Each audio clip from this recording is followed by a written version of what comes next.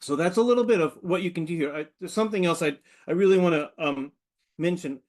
We have this collection of like 600,000 different ship names in here.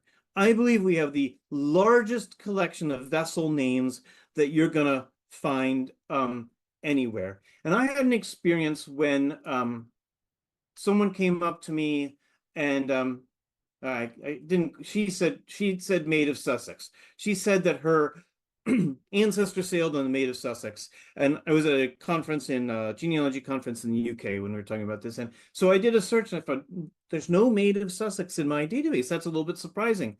So let's take a little closer look. I searched for Sussex, so I found these vessels named Sussex. Here's an SS Sussex with other names. There's a USS Sussex, HMS Sussex. But there's also others with the word Sussex in the name somewhere. So if I look here, I see quite a few others, and that's where I found Sussex Maid. And I thought, well, that's pretty familiar. Maybe that's what we're looking for. So Green Hills Merchant Schooners has got entries in there that are of interest. And here we find this interesting collection from the State Library of South Australia. You may not have an opportunity to get there, but they've put so much stuff online that we can find really fantastic things, like this incredible photograph of Sussex Maid. And this might have been, I mean, I don't really know for sure, but this was probably the vessel that she was trying to investigate. And over time, the family sort of lore changed it from Sussex Maid to Maid of Sussex.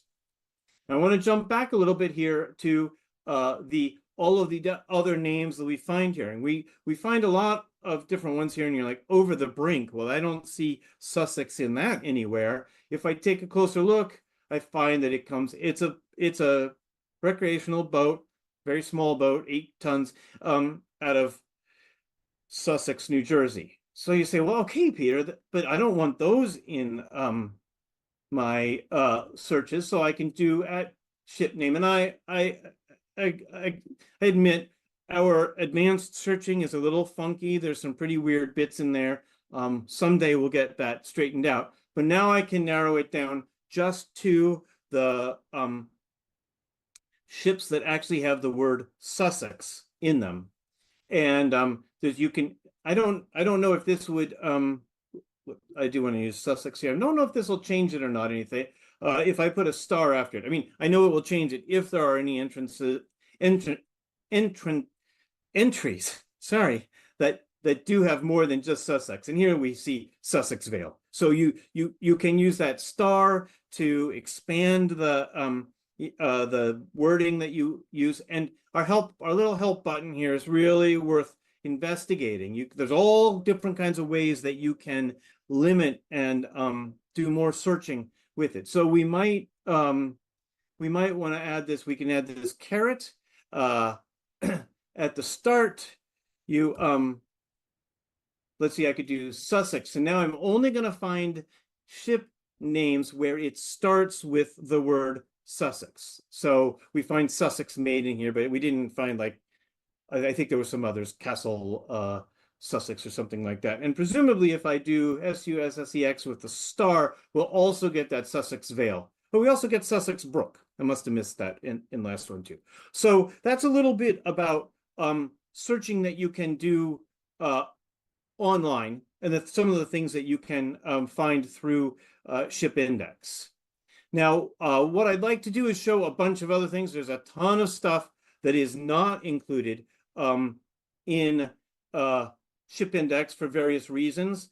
Sorry, I'm just having a little problem getting to my resource here.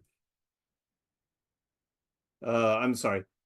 Let's see, I saw someone commented, obviously a librarian, saying the libraries are only cataloged in WorldCat if they pay a fee to be cataloged.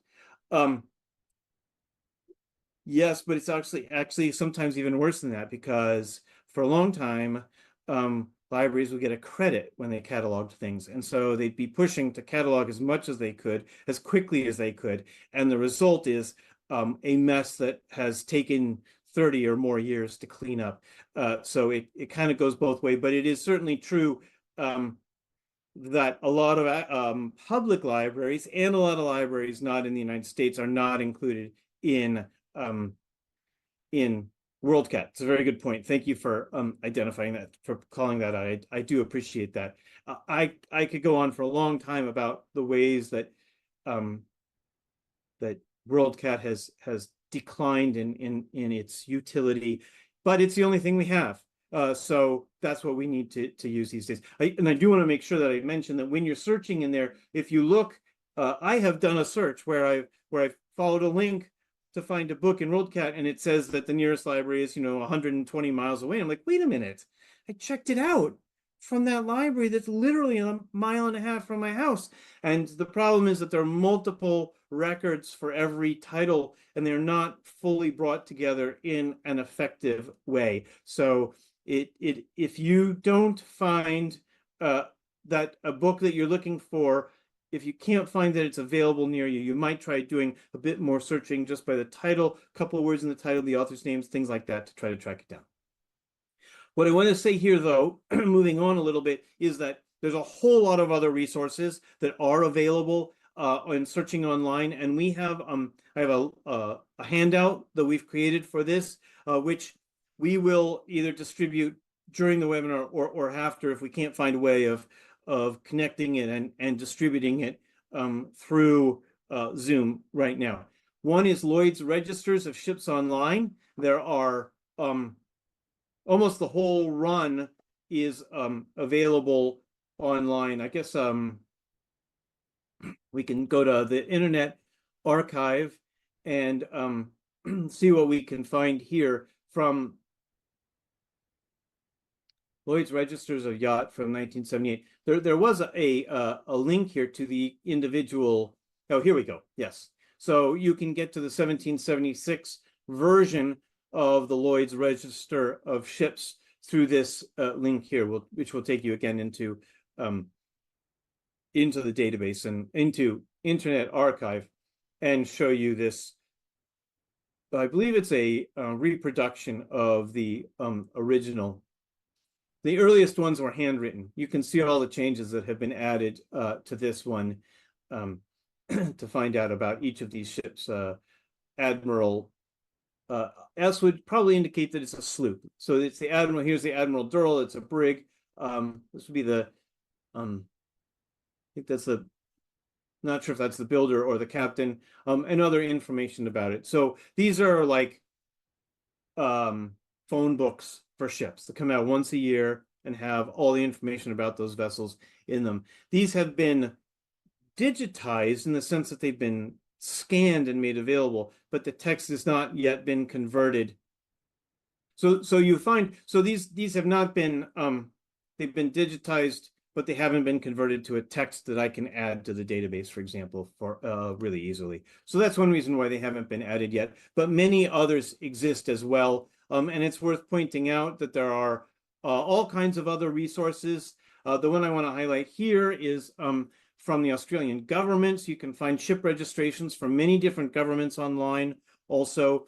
And then there are older ship registries, such as the one I'm going to show here from New Bedford, Massachusetts. Now, New Bedford is really lucky because they've got the folks at the New Bedford Whaling Museum have done so much work there, them and Mystic Seaport as well. They've done a ton of work there to digitize a lot of this information. This is a work project administration project to collect information about all of those vessels. So they're just highlighting, just going through it to show a little bit of the information that you find in here.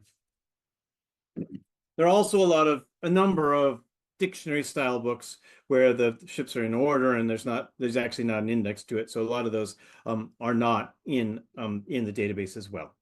So I've talked a little bit already about finding these. Once you ways of finding these, I'm just gonna I don't want to go with WorldCat. We'll go to WorldCat in a second.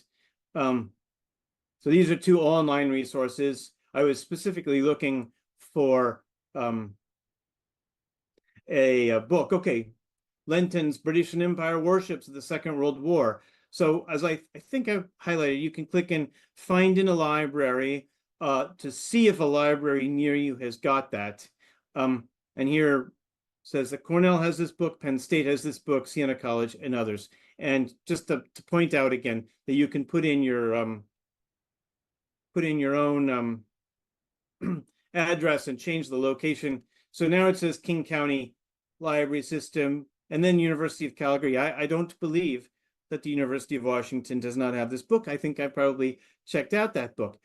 So this is an instance where I don't think it's British Empire Warships Lenton. Let's see if we see multiple entries. This is the kind of challenge that we really see. Yeah, well, no, that's an article. That's not the book. So it really surprised me if the University of Washington doesn't have it, but who knows? Doesn't really matter. If you don't find it in a library near you, you can always go to your public library and ask them to borrow it through interlibrary borrowing for you. If they do that for you, remember that it does cost them some money to get that book to you. So please be sure that you support them and help them with a little bit of a donation after they do it. It's a good way to become friends. Good thing to do is become friends with your local interlibrary borrowing librarian. Now, we did find one of these that was in